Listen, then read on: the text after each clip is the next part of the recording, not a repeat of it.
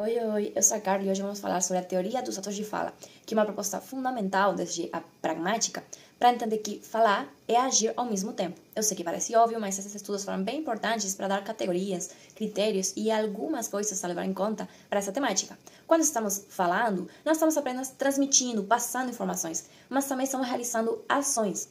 E elas são conhecidas como atos de fala que vão mudar o mundo onde estamos vivendo, ou estados de coisas nesse mundo. Por exemplo, quando prometemos, pedimos desculpas, damos ordens, quando firmamos um contrato social, desde a nossa oralidade, estamos utilizando palavras para agir no nosso mundo. A teoria dos atos de fala surge na filosofia da linguagem, lá por volta no início da década dos anos 1960, especialmente com nosso autor principal, o filósofo inglês John Austin, e que depois é pegada a teoria por John Searle e outros autores da Escola Analítica de Oxford para concordar e para aprofundar os estudos que falam que falar é agir, dar os critérios e explicar mais um pouquinho a respeito. Os principais objetivos da teoria são colocar essa ideia no meio do debate, que não utilizamos só a linguagem para descrever fatos do mundo, mas para intervir nesses fatos do mundo, para mudar neles, mas também classificar os tipos de atos de fala, de que jeitos as pessoas fazem essas ações, analisar a intenção do falante, ou seja, o que queremos provocar com a nossa fala, então como vão ser nossas escolhas, observar o efeito no ouvinte, ou seja, como a nossa fala é recebida realmente, o que causa ela, e finalmente também entender quando um ato de fala é válido ou eficaz em diferentes contextos sociais, Isso vai ter a ver com noções de autoridade, de contextos de lugares de tempo certos e, sobretudo, de adequação. Mas agora eu queria parar para pensar um pouquinho junto a vocês. Quanto do que vivemos em sociedade depende realmente do poder das palavras? Eu acho que muito, Porque se esse poder fosse rompido, se esse poder fosse quebrado, o que aconteceria então? Quanto ficaria desestabilizado socialmente? Quanto não, Palavras têm peso, autoridade, consequências. E algumas não apenas vão informar, mas vão fazer acontecer diferentes coisas, Por exemplo, se eu falar está preso, mas eu sou uma cidadã normal, nada vai acontecer. Mas se eu for uma juiz, isso vai mudar vidas de pessoas. Então, olha a força da linguagem, É por isso que a linguagem é performativa. O que quer dizer isso? Que realiza ações, que cria realidades, que estabelece relações sociais, que performa o que está falando, Então, vamos imaginar agora dois cenários um pouquinho extremos, que para me ajudaram para visualizar um pouquinho mais esses conceitos. Se qualquer pessoa pudesse realizar atos de autoridade e mudar diferentes coisas da vida social com as suas palavras, vamos supor, decretar prisões, caçar pessoas, o que aconteceria? Eu acho que no início seria meio como um alívio, Não depender de ninguém, uma liberdade total. Mas logo, logo, eu acho que já teríamos caos, leis em conflito, perderíamos uma confiança pública também, social, e acabaríamos colapsando, pois qualquer um poderia afirmar qualquer coisa, com consequências concretas na vida de todos nós. Mas também, qualquer um poderia reverter, desfazer o que foi estabelecido. Seria um caos, E aí vemos que a linguagem performativa funciona porque é sustentada por instituições e acordos sociais. Se todos tivéssemos esse poder ilimitado, seria uma paradoxa, porque então ninguém teria ele de fato. Já não funcionaria. A força da palavra, então, não está só no que é falado na emissão, senão no reconhecimento coletivo de todos nós. Seu reconhecimento ciente ou não. Isso não interessa nesse caso específico. Sem isso, ou no seu abuso, perderia eficácia.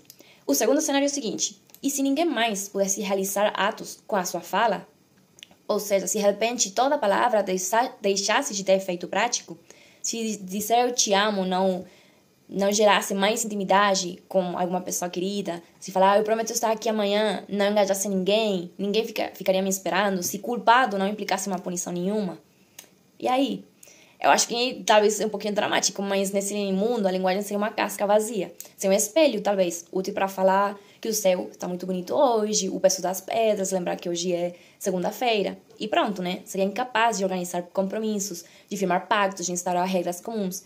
Então eu penso, seria possível manter uma coesão de uma sociedade sem a capacidade de prometer, declarar, de pedir? Como faríamos vínculos, regras, compromissos, Seria a linguagem reduzida para uma simples observação. Então, bastaria para avançar, para sustentar uma vida coletiva?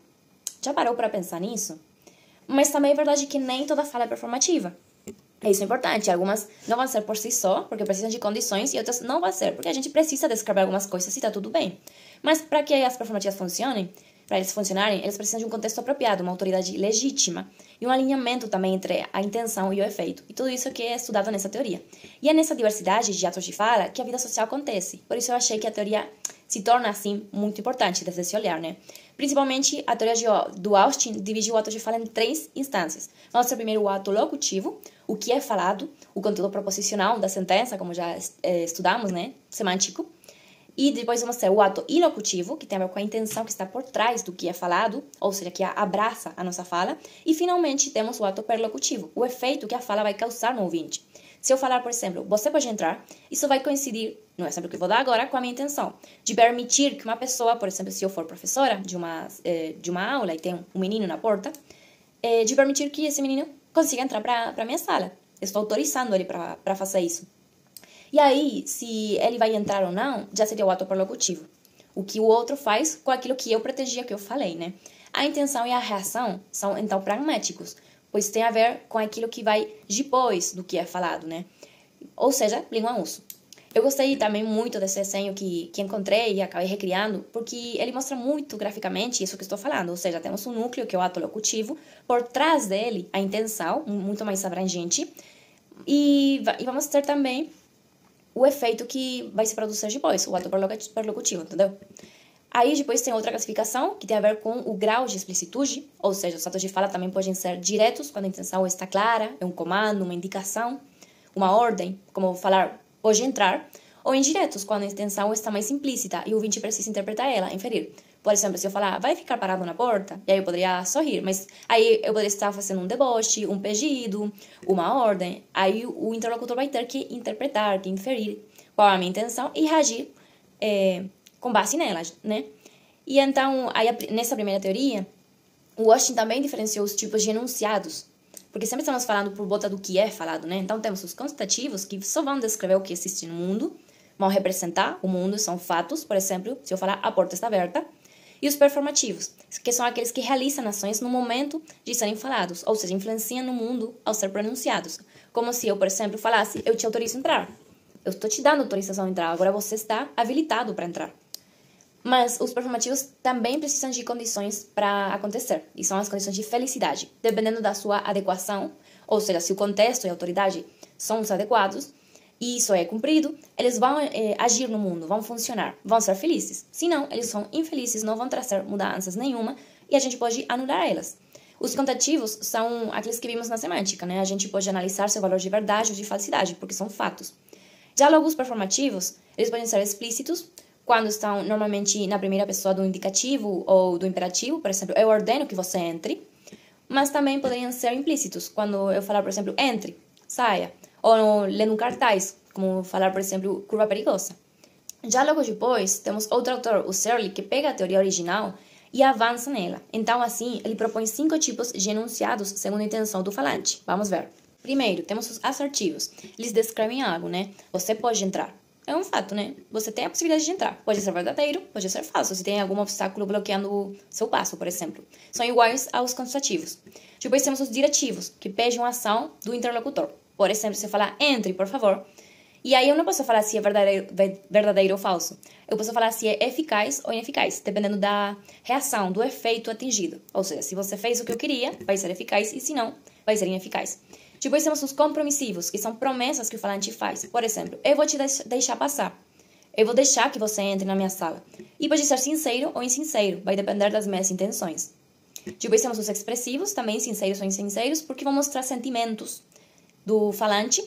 E finalmente temos os declarativos, que vão mudar a realidade. Eles vão ser felizes ou infelizes. Infelizes também é o mesmo do que falar nulos, que é igual à teoria dos antigos performativos do Austin, né? Todos esses tipos vão mostrar como usamos a linguagem para agir no mundo em diferentes níveis. Como conclusão, a teoria dos atos de fala mostra que falar é muito mais do que usar palavras gramaticalmente certas, entre aspas, né? Falar é interagir, é agir, é provocar efeitos, é construir laços, regras, ordens, afetos também e mudanças, finalmente, no mundo, né? Entender como funcionam esses atos de fala é essencial para refletir também sobre o poder que a linguagem tem sobre agir, sobre influenciar no mundo e também sobre as pessoas, nas relações, nas sociedades. Dizer e fazer, sim, mas nem todo mundo pode fazer tudo com palavras em todo momento. E é que por isso, a dimensão social, interacional da linguagem é fundamental nessas teorias sociolinguísticas e pragmáticas que a gente está estudando. A linguagem é um instrumento de ação social. Então, por isso, para fechar, da próxima vez que você falar, pense, que ação está você realizando com as suas palavras? Então, galera, é isso. Obrigada pela escuta e tchau, tchau.